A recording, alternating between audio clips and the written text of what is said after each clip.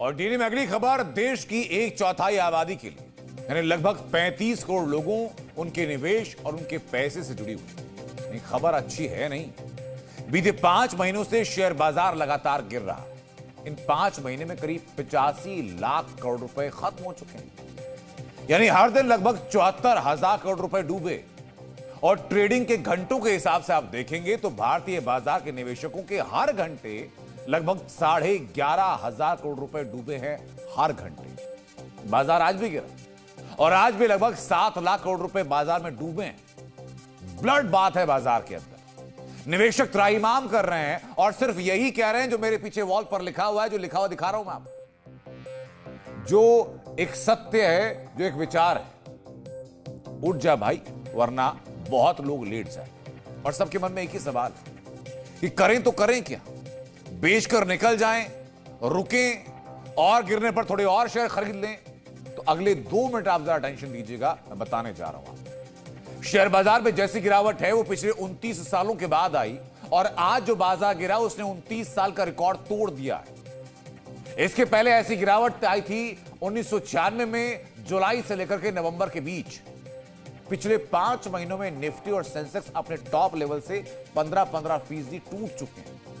और एक्सपर्ट का कहना यह कि अगर 5% बाजार और गिर गया तो गिरते गिरते 20% और गिरेगा। और अगर ऐसा हुआ तो आ जाएगी बाजार में मंदी और इतना पैसा डूब जाएगा, इतना पैसा डूब जाएगा कि हिसाब लगाना मुश्किल हो जाएगा। एक्सपर्ट खुद कह रहे हैं। एनर्जी से लेकर के realty sector, oil sector, gas, ऐसे शेयर 25% से ज्यादा गिर चुके हैं और ये शेयर मंदी में आ चुके हैं। बाजार में इस ब्लड बाथ की मोटे तौर पर 5 बड़ी वजहें हैं। 5 बड़ी वजह क्या क्या बताता हूं। पहली वजह, ट्रंप की टैरिफ नीति और ट्रेड वॉर शुरू होने की आशंका। ये पहली वजह है, स्ट्रांग वजह। दूसरी वजह, ट्रंप की नीतियों से दुनिया भर में मंदी का खतरा बढ़ जाना। तीसरी वजह, भारतीय बाजार में पिछले कुछ सालों में कुछ ज्यादा तेजी देख रही थी, इसलिए यह ड्रॉप डाउन देखा जा रहा है। चौथी वजह, विदेशी निवेशकों का भारत से पैसा निकालना। और पांचवी और सबसे स्ट्रांग वजह, डॉलर के मुकाबले लगातार कमजोर होता हुआ रुपया। हालांकि कहना बहुत ही मुश्किल है कि यहां से बाजार में रिकवरी कब आएगी, लेकिन कुछ तकनीकी जानकारों ने चार्ट के आधार पर कुछ अहम बातें सपोर्ट की।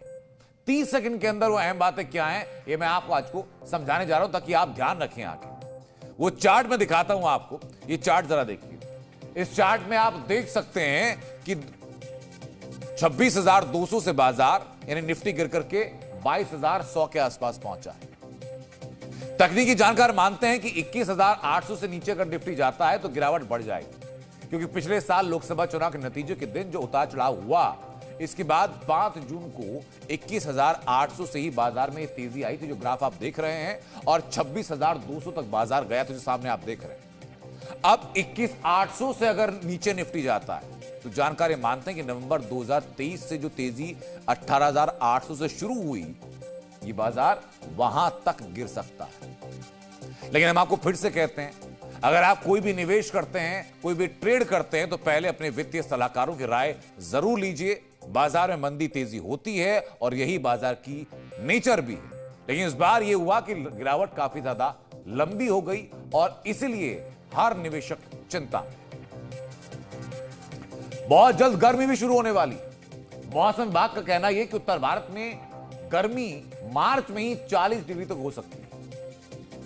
आमतौर पर लोग गर्मी में घूमने का प्लान बनाते हैं। अगर आप भी बना रहे हैं और विदेश जाने की सोच रहे हैं तो ये बात ध्यान रखिए कि पिछले साल के मुकाबले इस साल आपको 20% ज्यादा पैसे खर्च करने होंगे।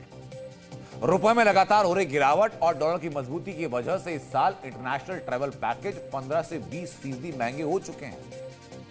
यह बढ़त पिछले साल के अप्रैल जून के मुकाबले है और अगर अगले कुछ हफ्तों में डॉलर के मुकाबले रुपया और गिरता है, गिरावट और आती है, तो ये 20% हो सकता है कि 22%, 24%, 25% हो जाए।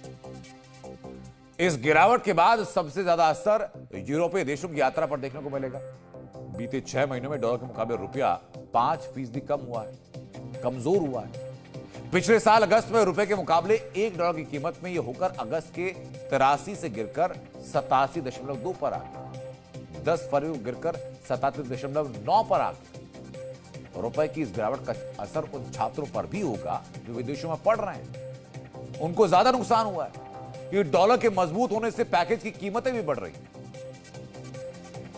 बहरहाल ये एक ऐसी दुविधा है जिसमें हर कोई पड़ा हुआ है, निवेशक से लेकर के एक आम कामगार तक। जो व्यक्ति पैसे कमाने की मंशा से, अपना फाइनेंशियल स्टेटस बेहतर करने की मंशा से बाजार में इन्वेस्ट कर रहा है। जो नए निवेशक होते हैं उनको फोमो होता है, वो बाजार में ज्यादा पैसा इन्वेस्ट करते हैं, वो बाजार लगातार गिर रहा है। हालांकि उम्मीद यही की जा रही है कि बाजार उठे, लेकिन उसके पैरेलल जो स्ट्रॉन्ग रीजन है रुपए का लगातार गिरना, जिसकी वजह से बाजार भी गिर रहा है और जो लोग घूमना चाहते हैं उनकी जेब से ज्यादा पैसे भी निकल रहे हैं। गिरते बाजार से शेयर धारक टेंशन में है।